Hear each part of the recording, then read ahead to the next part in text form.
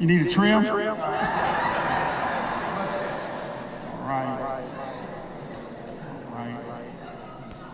I want to welcome everybody to First Baptist Church of College Hill Barbershop. Amen.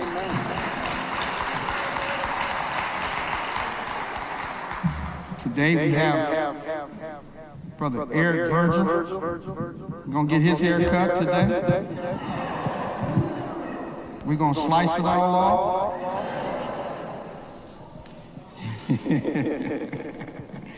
We have Deacon Sam Joyner. We're going to get his hair today. We're going to slice him up, get him ready for his cruise. I think they're going on a cruise. So we're going to clean you up, bro. Clean you up and get you ready to go. And then, of course, we have Deacon Davis. And I think he just want a trim. I think Deacon Davis just need a trim. We, all these out. You take it out. There you go. Test. All right. I was reading the other day, Dr. James Dobson.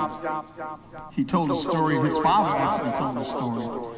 When James Dobson was a little bitty boy, probably 2 or 3 years old, his bed was right next to his parents' bed. And his bed was pushed right up alongside, and he always slept on his dad's side when he was 2 or 3 years old. And Daddy Dobson said that it would probably never fail that at least 2-3 times a week he would wake up to, Daddy, would you hold my hand? And he said he would fumble and reach down and find little Jimmy's hand, and little Jimmy would grab hold, he'd grab hold to the 2 fingers, you know how they do, right? He'd grab hold to the 2 fingers, and he said almost immediately his arm would go limp and he would fall asleep. All he needed was to know that his daddy was there. All he needed to know was to know that his father was present in his life. So we just gonna kick it at the barbershop today, and we just gonna find out what some of these brothers are gonna help us with. I wanna ask Eric first, how important is fatherhood, do you think, in the lives of our kids today? Well, I think it means everything.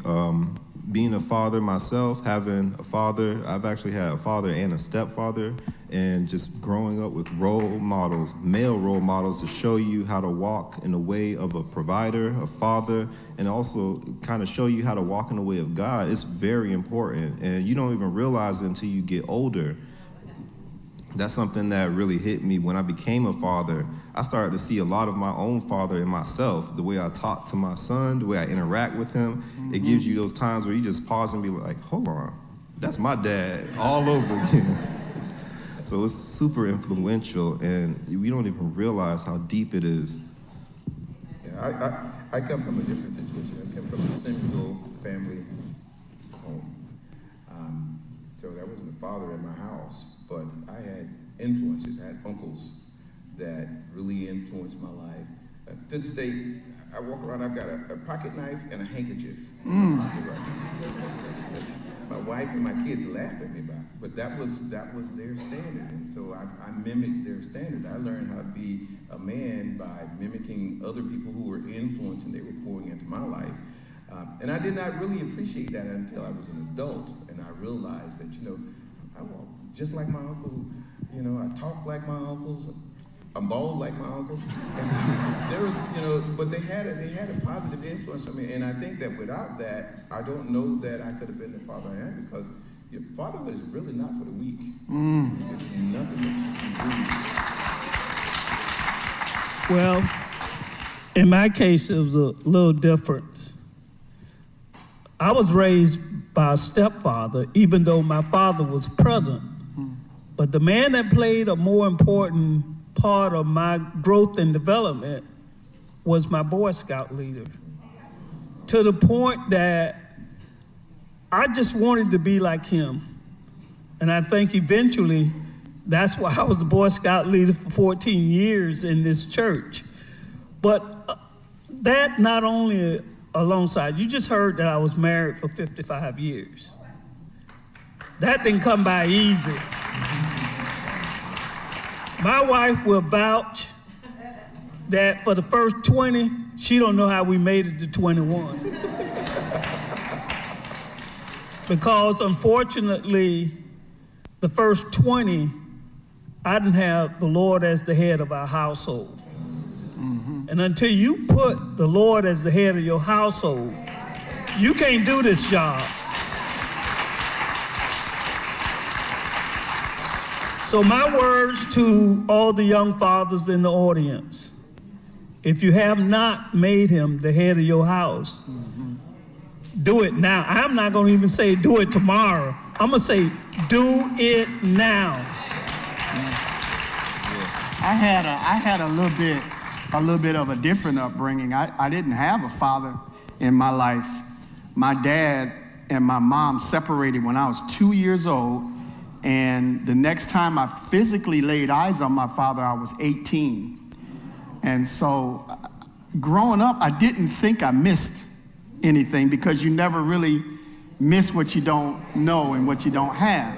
And so I didn't think I missed anything, because I had 4 older brothers that pretty much raised me and taught me what they thought being a father was. And I learned a lot of things from my older brothers. I learned how to hustle.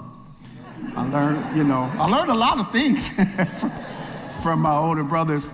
But as I got older and I started thinking about it, I saw how much I actually missed having a dad in my life, actually missed having a father. And so because of the absence of my father, I made it up in my mind that I want to be a good father, that I'm trying to be the best father that I could possibly be.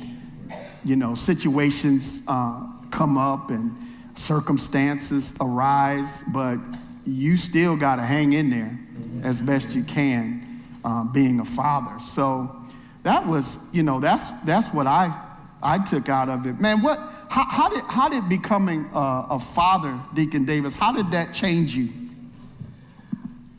It slowed my roll. I had to make some choices, because when I was in my late teens, early 20s, my image of myself was I was going to go out and play professional music, meet lots of girls and, do that kind of stuff.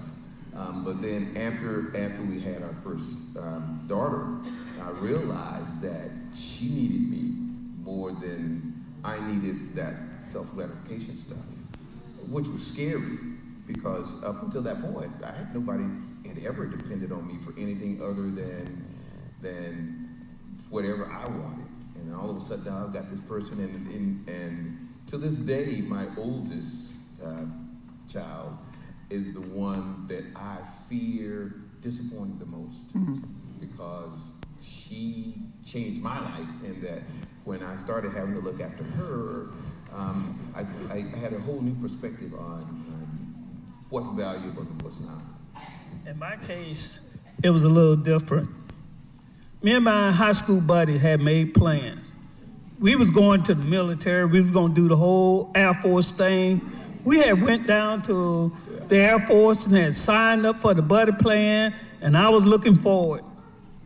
Well, graduation night, I was told that I was going to be a father. So those plans was put on big time hold. And so me being the type of person I was, I didn't feel like it was important that I run off to the military and escape my responsibility. So I hung around and took care of all the things that needed to be taken care of. I was employed right after high school. Since my military plans were shot, I got hired at General Telephone, and I had been working with them for 6 months. Then Uncle Sam came calling anyway. So I had to go. Wasn't no ifs, ands, and buts. Back in those days when Uncle Sam called you, you had a choice to either come or go to jail. So I wasn't happy for jail. So I ended up going into the military.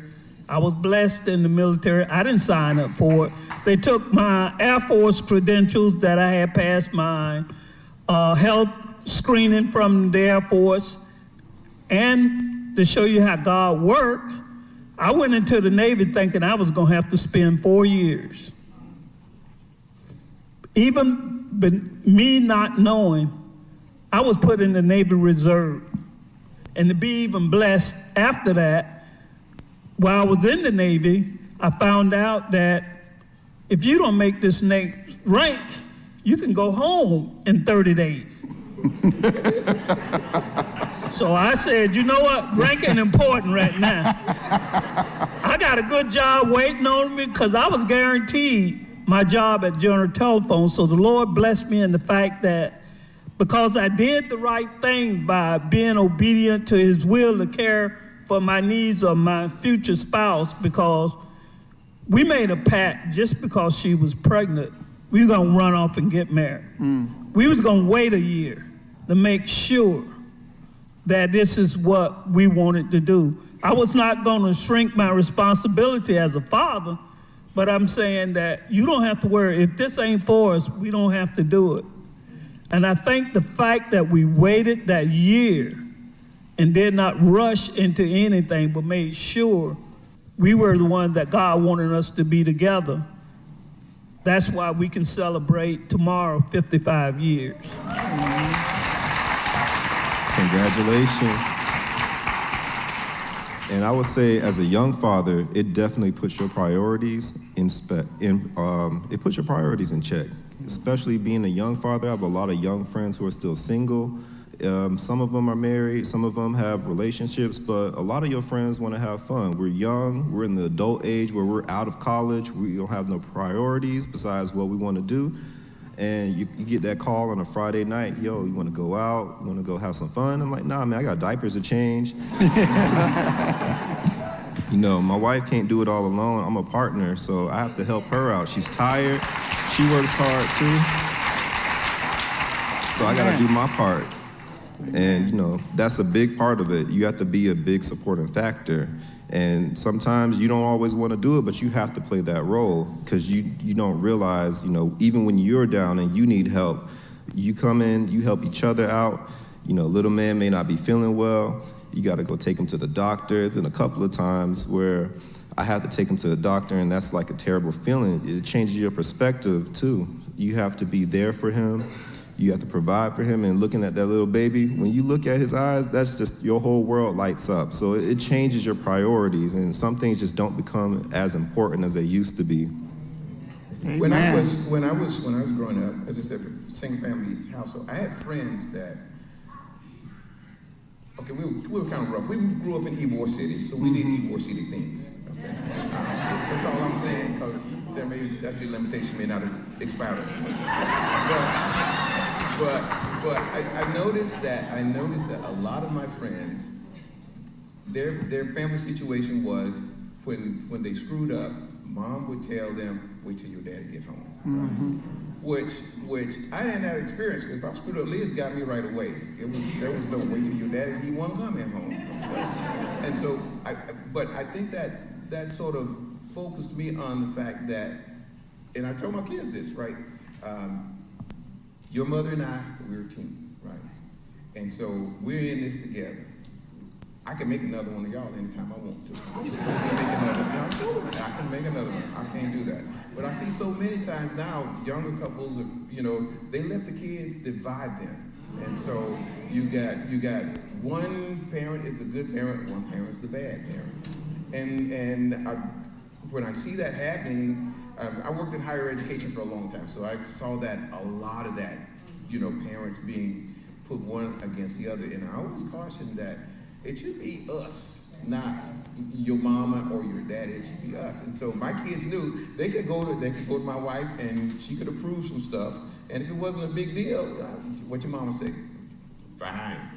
But if they went to one and she said no, or she came to me and I said no, and then went to her and she said, yeah, there were consequences later on for doing that. So they rarely, I mean, they try the system, but you gotta, I think many couples now, they have that now, that where, wait till your daddy come home, or the kid acts up, you call the mama, when really, for me to be a successful parent, you gotta deal with whatever situation is where it happens, not wait until later. That's funny, James, when you were talking about the kids using each other. It was funny in my household. They know to go ask mom first. And then, if she say, go ask your daddy, they just go, that's all right. We were the same way. If you didn't give me an answer, but you said, go ask your, or I said, go ask your mama, they know, that's a no. Right. They're not going to pursue. Right. But when I think about how being a father changed me, it didn't really change me right away. I was 28 years old. I had the world by the tail. I was young. I was out in them streets. Yes. And I was doing them street things. And I had the world by the tail, man. And so it didn't really change me right away. My firstborn, I used to use him as my wingman. We would go to the mall. He'd be 4 or 5. Go ask that girl if he's seen her daddy. Go ask if she. He'd go, have you seen my daddy? Boy, come here. What are you doing? Hey, I'm Chris. How you doing? He was my wingman. And so it didn't change. It didn't change me right away. But as time went on, he started to change me. Actually, he would, I was smoking cigarettes back then, and he would be extra. Daddy, you killing me! And so, and that made me stop smoking cigarettes, And so he changed me a lot just by some of the stuff that I, where you going, Dad? Can I go? Yeah, so he changed me, and it changed me for the better. Sometimes God puts the right thing in your life at the right time. Because I don't think if he would not have put my oldest son in my life at the time he did, man, I'd have probably been off and running someplace. Y'all might be visiting me in Carson City Prison somewhere. But what's something that you wish you knew before you became a father? Something you know now that you knew before you became a father? I think the fact of how God has ordained men to be the head of households. Because it was until I realized that. Now, my stepdad, he was pretty simple on things. His recommendation that he taught me was if you take care of your house first, you always have a house to go to. Mm-hmm. My wife don't believe that was the reason we still together, but I know for a fact she never went without anything. We have never had a home not to go to. We have never had lights in our house off. We have never had water in our home off. But I did the basic till God entered into the program. And see, and once I understood that God had ordained men to be the head of the household, and he holds us responsible for any failure in the family, it's on us. So we have to realize that once we live a life that's pleasing to God, that helpmate that he give us would be just as obedient to his will as we are. It don't take difficulties and my wife would tell you, I forgot this phrase she used, but it's how Sarah looked at Abraham. And she'll tell anybody, that's the way she looked at me. And as a man, That means a lot to me. How my wife sees me. You know, we have a different opinion of what kept us together. And y'all would never believe. The first thing I ever told my wife she should have left me alone with was, I didn't think I could be married to one woman all my life. So I tell everybody now, she just wanted to prove me a liar. So Eric, what's one thing you wish you knew before you became a father? I'll say one thing I wish I knew is that you're not gonna have all the answers, and you need your village. There is no island mentality for this. There's been plenty of times where even though my wife and I, we're a team and we're a partner, even the tag teams get tired. We run out of energy. And that's when the grandma, we call it the grandma army, take over. Our my mama and my wife's mama will come in. They call themselves the daycare managers, and they will take over. And that's the best help. You know, sometimes you never know. Your guardian angels are right there in front of you, and you don't even realize it. Sometimes we are beat. We've been both exhausted, sleep deprived, tired, and my mom will come, and then my wife's mom will come. They'll take him. You know, we'll get a little time for ourselves just to sleep. We mostly just knocked out at that point, but we'll get a time to sleep. We get a time to, you know, strengthen our marriage, go out together, and they'll take him. We know he's safe. We don't have to worry about our son, you know, and he is taken care of. And you're not going back to you don't know everything. You're not going to have all the answers. You want to do everything right, but at the end of the day, it's a journey. And in that journey, you're going to learn a lot of things, trial and error.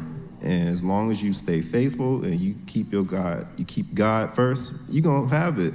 But when you try to figure it out on your own, that's when you make a lot of mistakes. Sometimes hard mistakes, and you can recover from most of them. But you learn the good way, you learn the bad way. But it's all key to listening to others as well. Going back to you need to listen to your village and trust your village. I wish I would have knew that kids watch everything you do. Amen. They are watching everything you do, everything you say. Even when you think they're not listening, you think they're not watching, they're watching everything you do and everything that you say. And so guys want to be like their dad. You know, that's if you smoke cigarettes, you watch your son will be walking around with a pencil in his lips, trying to be like dad, you know. And so they do everything that you say, they hear everything that you say, and I wish I would have knew. I found it out, and it wasn't too late, I'm glad, fortunately, but I wish I would have known it sooner.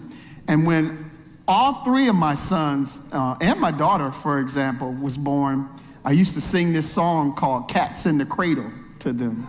I used to sing to them, Cats in the Cradle. Cats in the cradle with a silver spoon, little boy blue and the man in the moon. When you coming home, son, I don't know when, but we'll get together then.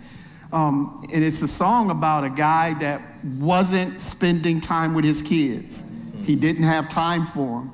And then when the kids got old, guess what? They didn't have time for dad. And so I used to sing that song to them when I was coming up. So I had a similar situation to your son thing, in that the thing that I discovered was that time was more valuable than money. As at the time, and this was brought out, you know, by my lovely wife, the head of my household. We were at I was the director of admission for USF College of Nursing. And it required 10, 12-hour days. In fact, I'd go to work at 7 o'clock, I'd come home at 7 o'clock, I'd bring a big case of folders that I would work on at the dining room table.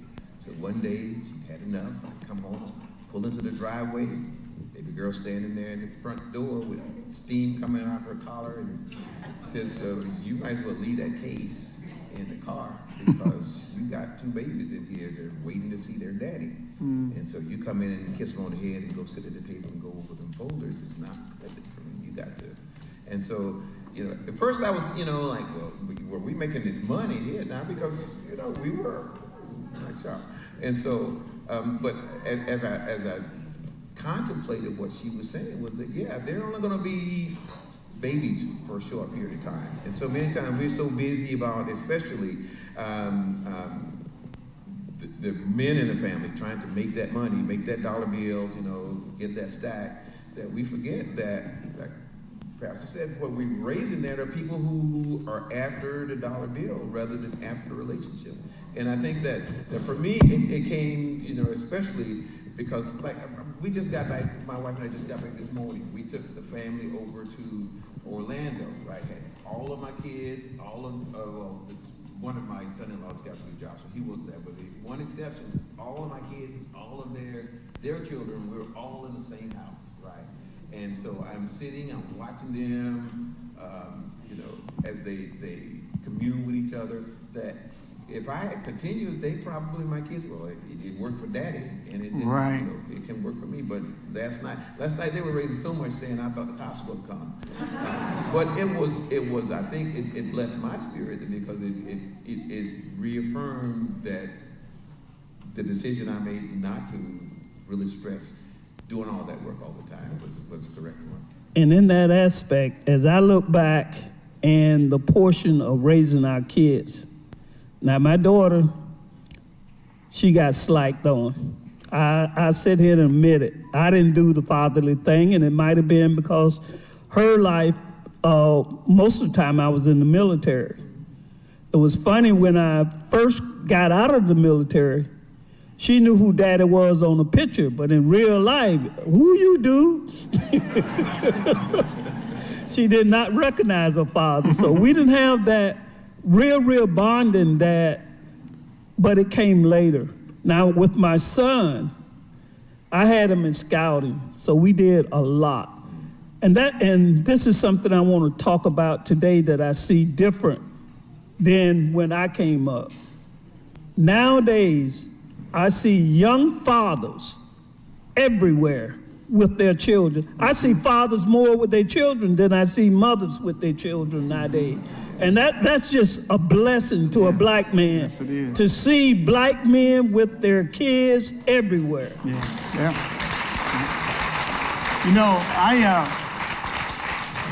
I've come to understand that fatherhood is a journey. It's not something you can do once a week. Even if you only have visitation or custody once a week, it's still more than a once a week thing. It's a journey. It's a lifelong journey. It's something that you have to practice, and you practice it by failures and victories. That's the only way to learn how to be. There's no roadmap. There's nothing that you can go read and say, oh, so this is how you be a good dad. No, you got to make some mistakes. You got to skin your knees a little bit. And it's the victories and it's the failures. And so one of the greatest victories that I have right now is my kids call me. Dad, how you doing? Just checking on you. For me, that's a victory. That's a victory. Dad, I appreciate what you did for me growing up. Appreciate how you didn't let me go crazy doing whatever I wanted to do, Dad, you was kind of hard on me growing up, but thank you. I appreciate it. And so just that for me is a victory. That's hey man, I must have did something right, because as they get older and start seeing what life is about, as they get older and start seeing some of the things that you went through and some of the things that they're going through now, hey, Dad, he was telling me the truth. And so that's a victory for me. What are some of the victories that you think coming up, man, as a young dad? I would say a couple of the victories are just watching my son become a young, articulate, bright child. Yeah. Just yesterday, we had got back from Orlando. We took a long nap, and I got up, and to spend some time with myself, I just played some video games while my son was sleeping. So he woke up, and he saw me playing games. The first thing he says is, oh, pick me up. So I pick him up, put him on my lap. He gets his tablet, and he's playing games. And he's hungry, so he's like, oh, I want some strawberries, some blueberries. He just goes listing the items down that he wants. So I'm like, all right, take a little moment. I go get him something to eat, and then a little bit later, his mama wakes up. And I guess he got tired of sitting on my lap, so he's like, okay, I'm going to see mommy. Have fun with your rocket ships. And I'm like, what? Like, who told you I'm playing with rocket ships? I'm playing a video game in space. I'm like, who told you that? You're just so smart. And it's just, some of the victories are just the things that you do talking to them on a daily basis, and you don't realize how much they absorb. And it's just, like you were saying before, you don't realize how much your child picks up from you, where they're saying these little things, they surprise you with these words and phrases, and you're like, where'd you learn that from? My greatest victory, and my daughter gonna kill me for this one, but as I can tell you, Do it anyway. as I could tell you, I wasn't very close to my daughter in her formative years. But as a teenager, look at her, she's smiling because she knows it's coming. Me and her, I just put it like this. Her senior year, she was on punishment 6 months out of her senior year. So we had our ups and downs. And she was thinking, you the worst parent in the world. She even told me to my face, I would never raise my children like you raised me. That was at 18. But at 35, I heard her tell one of my nieces who was backing up, talking noise to her parent. And she repeated that story. I remember when I told my parents I would never raise my children like they raised me. But guess what? I'm raising my children just like my daddy raised me. So that for me as a parent was the greatest victory, that I realize now that she's of age and she realized that I was being hard because I was looking out for her welfare and not so much that I was trying to control her life. Deacon Davis, what victories did you have? Well, see, my biggest victory is actually my biggest defeat. Got 2 daughters. They got 2 full-grown husbands in the house with them. Daddy, my washer don't work. What I need to fix?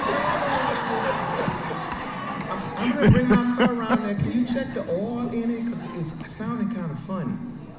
Daddy, what you doing? Because I need you to come right here right now. So, you know, I love the fact that they want me to be in their lives, but they're married. You know, I figured when they said I do that I would be done, I would be the onlooker. I'd be the guy looking at them and telling my son-in-laws, you know, you do this, you do that. Well, no, they come to me to go to them, and so I think that is a success in that it shows that I have a close relationship. But I thought, and this is for all of you guys who've got young daughters, you will never, the bank of dad never closes. Dad's repair shop, open 24/7. Dad do stuff without an appointment. And so prepare yourself for that. But to me, one of the best feelings I have is to tell them, you got a grown man at the house. You know, Deacon Joyner hit on a subject just now. Again, it's a journey. It's successes and failures. And so what are some of the biggest failures or lessons that you learned because of mistakes that you made? I think is a better way to put it. I think that for me, I have to put this in diplomatic ways. I used to be JD. Everybody knows me as JD. All of my classmates, people I grew up with. I have a son. He's the youngest of my 3 kids. And when he was 11, 12 years old, right, I can remember my wife hands me the phone and says, somebody's on the phone for you. So I pick up the phone. Hello? What you doing? Who is this? And it was some little fast girl he was fooling around with, right? And so I think that prompted me to have that, you know, that whole conversation, right? About being safe, being proactive about your own walk with dignity, right? Because, you know, I told my wife, like, I ain't going to jail. That was some child on the phone. Now, he wanted JD, so I'm no longer JD, now I'm James. But I think that throughout life, there's ebbs and flows, right? You're afraid when they leave the house to drive the car the first time, but you're proud that I taught them how to drive. What are we worried about?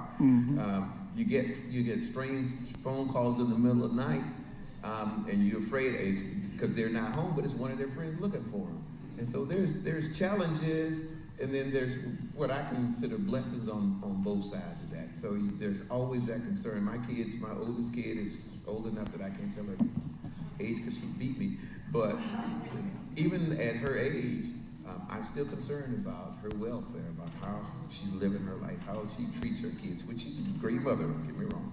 But I think that for us as men, that we never leave that father status. As old as I'm 72 years old, but at 72 years old, I'm still daddy.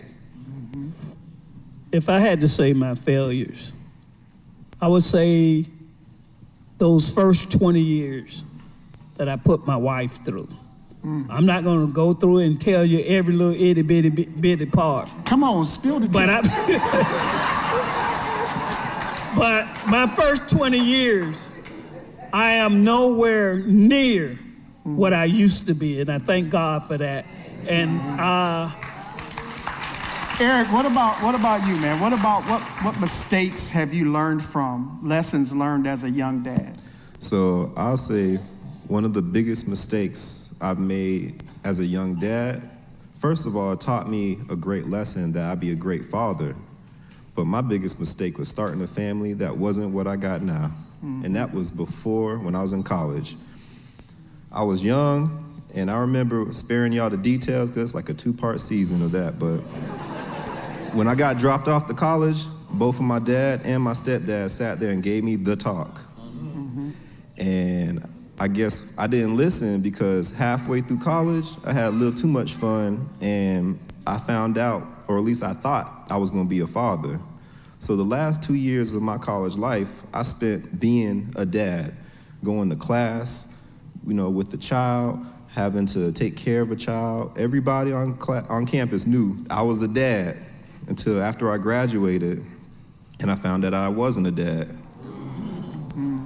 And that was the most pivotal moment in my life. God took away the fatherhood role from my life. Wow. He took away the baby, took all that away overnight. And I promise you, the next day or a week from then, I got a job working for the Department of Education. I had my whole life on a whole nother track. But the biggest takeaway that I learned was that I was ready to be a good dad, and I was an attentive father. And I worked hard. And I think all of the lessons I learned, not trying to give y'all too many, not trying to not share, but not trying to give you the unnecessary details, but the biggest takeaway that I learned from that was that I was going to be ready to be a father. And I was in the right mental space to be a father. So my mom chewed me out when I found out, and it made me cry.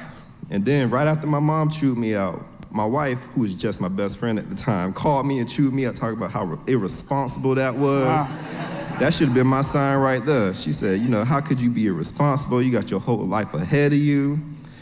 So I had that talk. I had to live that lesson. And at the end of the day, I was forgiven. The Lord forgave me. My family forgave me. That whole situation, as crazy as it feels, it's like a dream. Even though I lived it, it all just went away overnight.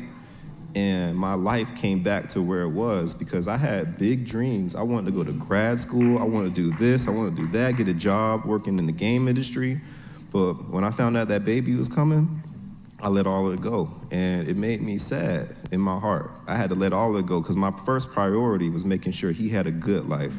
I had a job in college, so I was working, out of college. Not out of college, but out of classes. I was in between jobs. I was working as a TA. And it got a little hard for me because when I graduated, one of the conditions of working as a student assistant is you have to be a student. So I had to go find me another job.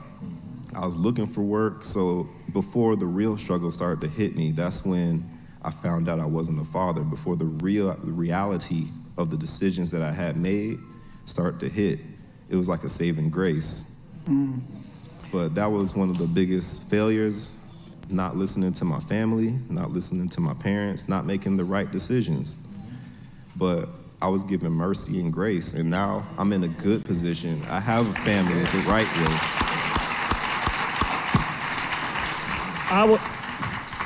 I would like to give this information to all the young fathers out there.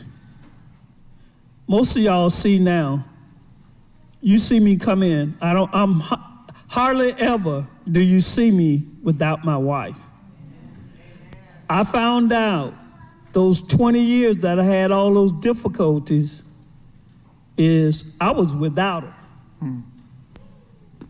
When you go without your significant other doing anything, the devil's going to provide opportunities.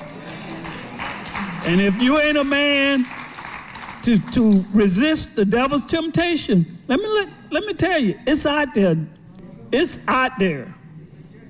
So after I went through those difficult 20 years, that was the first thing I learned. Do everything with my wife. And it's been a blessing ever since. So that's why you see us. You don't see one without the other. As we have learned to resist the devil's temptation, be together. Amen. I'd like to add to that too, is that for especially young couples, you get a lot of prescriptions of how to do things. One of the things that Cheryl and I laugh about all the time is that one of the things we heard early on was, don't let the sun go down on your wrath. Don't go to bed and you breathe. That sometime we went to bed, we wouldn't speak to each other for 2-3 days. But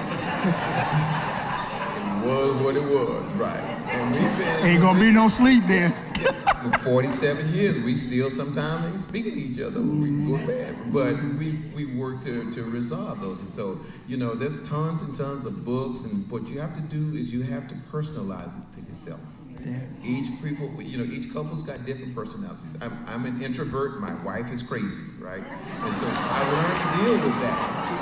I've learned to deal with that. And so what you have to do is you have to adapt whatever is going on. You have to adapt your relationship to that and not be dependent on when we go to this book or you want to go to YouTube or university and figure out how to have a relationship. It's a day you get up in the morning, you figure out how you're going to make it tonight, and then you get up the next day and you do it all over again until you're successful, because it is not easy. As I said, being a father is not for the weak, because you get challenged on,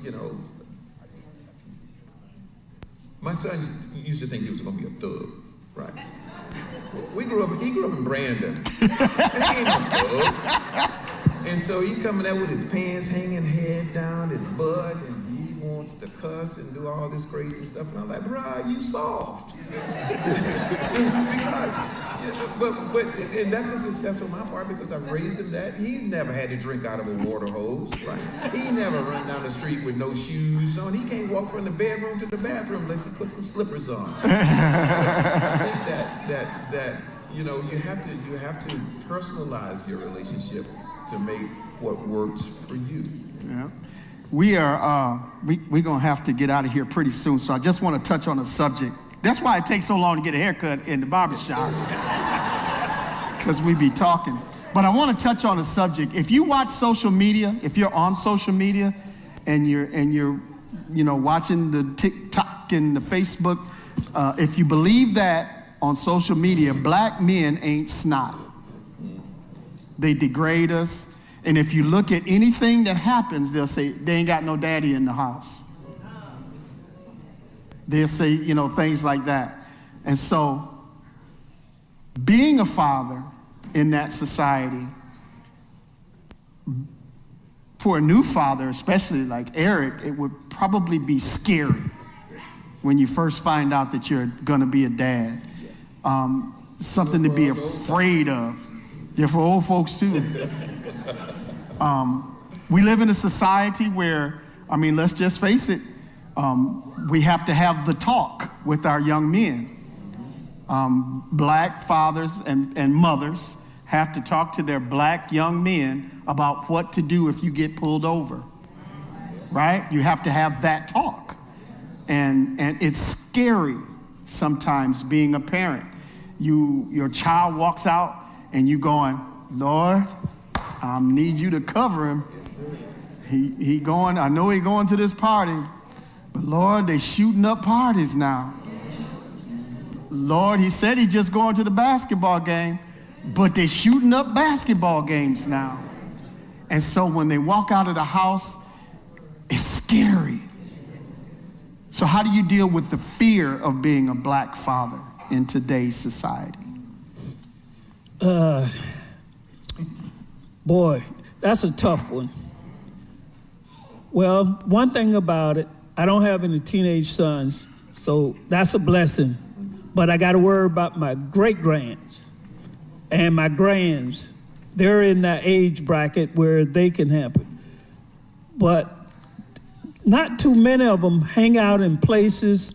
Well, you can just go to the mall nowadays and something can happen, so it ain't no safe place. So the only thing I know to do is to just keep them covered in prayer. That's the honest truth. That's all you can do is keep them covered in prayer. How do you Deke, balance giving them freedom and keeping them safe? That's I agree with Sam. Number one, you got to pray. I mean, you pray even if there's no subject in mind. They're maybe not going anywhere today. I pray for them every day. But then also, I think one of the things that we as a black culture that we failed at is giving our kids a sense of responsibility for themselves. Because there will come a time when I won't be here, your mama won't be here. You're gonna have to figure some things out. So I'm gonna help you to sort out. But if you got questions, you wanna figure out how to do things, let's talk about it. Don't just hold it in. Because as black men, we're supposed to be strong. And so that I think it's a problem in that if we don't have a discussion about what's bothering you, what your issues are, then I can't help you to figure out what your particular, because your solution may be different than my solution, but we need to talk about it so we can get to a point where you're confident in your decision-making skills, and then you don't, do crazy. I mean, we were in Orlando the other day. There were some young black people that were going to take over Aquatica, whatever that stupid stuff. Right.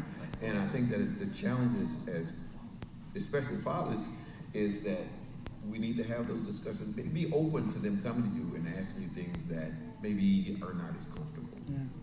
So now, Eric, your son is not old enough to be going out by himself just yet.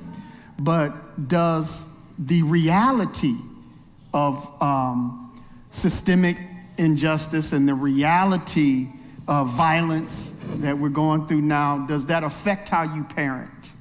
It definitely does, because I don't want to say old enough, I'm young enough where I can say I still have a little bit of that experience myself as a child. And not to scare my mama, because I know she might be watching, but I've seen enough of it where my mama would be terrified. So it makes me think about my own child, seeing the stuff that I witnessed, the violence on the streets. You could just be going to have a good time at a party. You could be going to the store. Not too long ago, my wife and I, we were just going to Publix, and, we got called the hard R by some unkind people. And it's just like, we thought we were past that, but you have to remember, our grandparents went through that. Some of y'all went through that. Segregation wasn't that long ago, and I think about my son, he know the world that he's being raised in. He doesn't see this stuff, and he's sheltered at this point, but, anywhere between 12 to 15 years from now, I'm still bracing myself on how am I going to have that talk with him. Right. With the government climate the way it is now, the way things are going on, how am I going to have that talk and communicate that to him? We have, fortunately, we've been blessed to not have to experience the worst of it, but we hear stories about it all the time. So it's always in the back of my mind, and it does scare me as a father. Your son's going to have a more difficult time now because everything's being whitewashed. We're purging all of the negative stuff. It's all undercover. And so that makes it even more dangerous because one of my daughters came home in middle school and says, well, my teacher said that there's no racism. Everybody's equal. This is many years ago. Everything's equal now. Popped their little bus up, took them to Tennessee, took them to some Confederate sites so that they could see that this is what we could return to if we're not aware that it's still there. We just have to be cognizant that it's there. And so, and that was back then. Now it's even worse. I sympathize with your plight because it's Exactly. And then somehow the internet gives people a sense of liberation and expression as well. And that makes it a little bit worse because some people feel like they can go on the internet and be free to say what they want. Say anything they want to say. I was raised up in the time of integration in the 60s and 70s. I can remember going downtown and seeing black only and white only fountains.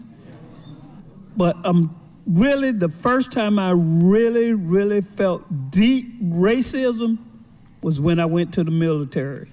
I had never experienced what I experienced with those same guys on the ship that I was on. And we as a group of sailors, the black sailors on the ship that I was in, we came together and we protected and took care of one another. We gave out information on how to deal with it. And one of the things that really made me get out of the military, I was told to pick up a cigarette butt. I don't smoke. So I felt I didn't have the right to pick up somebody else's cigarette butt. And because that guy had one rank higher than I was practically court-martialed. Wow. For disobeying a direct order. So that's what I can say. I'd never experienced that in my hometown, but when I went in the military and I experienced, and that's why I was so happy to get out and come back home. Amen. Yeah, and I had a best friend who just got out the military a few months ago, and he told me almost the exact same story. Wow. They'll walk up to your face and tell you exactly they don't want you here, they don't like you, and that's the world that we have to accept. But we can win because I'll give you a funny story. Then I'll shut my mouth. But when I worked at USF in the College of Nursing, we had a limited number of spaces, huge number of applicants. So the non-melanated people would come in, and they would want to speak to whoever's in charge of admissions because they're not helping my child to fulfill their potential. And so they would meet with one of the admissions officers. No, we still not gonna let your daughter in. So it was a white lady. And so, I need to speak to your manager. I need to speak to the supervisor. I want to speak to the director. So let her into my little office, and I would sit down there. There's a black guy sitting there.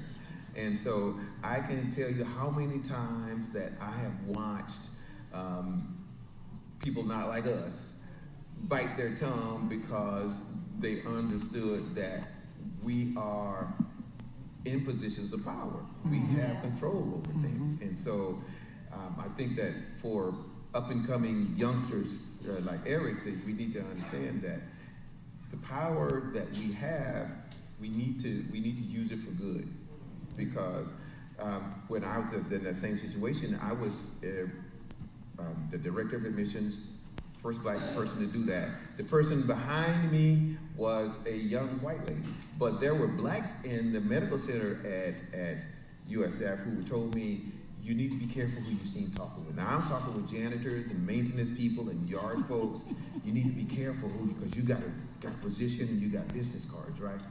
And I had to inform them, you may see that as a janitor, you may see that individual as a cleaning lady, but I see her as a deaconess, or I see her as a mother of a church, or a first lady somewhere, because I see these people on the weekends when you're gone. Right. And so it would have been real easy to just cut off that and just see the people that they wanted us to see, just because I'm at a different level now. And I think that I've been blessed by it because of that, because I never turn my back on my folks just because I have something I won't say more or different. I have something they don't have. Right. But they made it possible for me to get there. So I'm not turning my back on the people that I'm sure who stole. That's right. I'm standing on. That's right. So I got some clients coming in. So y'all gonna have to get out these chairs here in a minute. But I got one question for all of you, and then we'll be able to get out of here. What legacy would you like to leave as a father? What would you want people to say as a dad about you when you're gone? Start with Deacon Davis. I want them to just say that he was a dad, a real dad, not play dad. He was a real dad. And leaving not only that for strangers to that, but for my family to say that, because so oftentimes the animosity isn't from the outside, it's from the inside. So, you know, I want to be remembered as that guy. In my case, I would like for my son, my grands, and my great-grands, the men under my leadership, that they learn that they got to accept the man above in order to operate in this day and time, because without God, it's going to be awful. There's no way you're going to be able to survive. You're going to have to walk with him to survive in the society that we're being presented with for the future.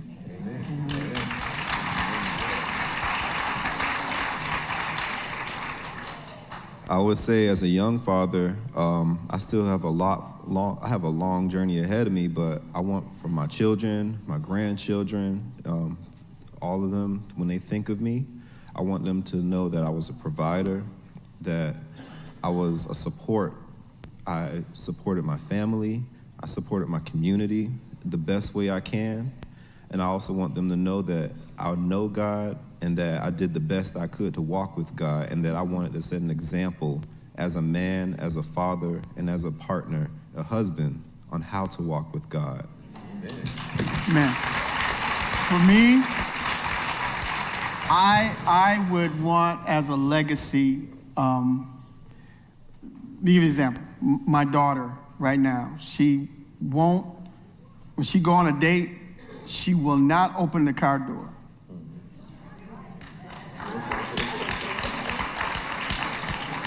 Because she saw me open my wife's car door. And so I would want that my sons say, Dad, I want to be like you. And I want to do things the way that you did things. And we talk about that all the time. And I would want that my daughter would want a husband like me. And so that would be the legacy that I would. So come on, give God a hand clap of praise.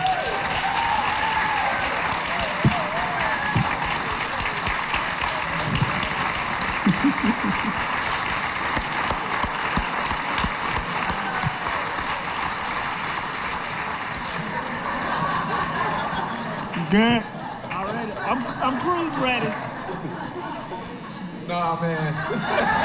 Thank you for watching First Baptist Church of College Hill online.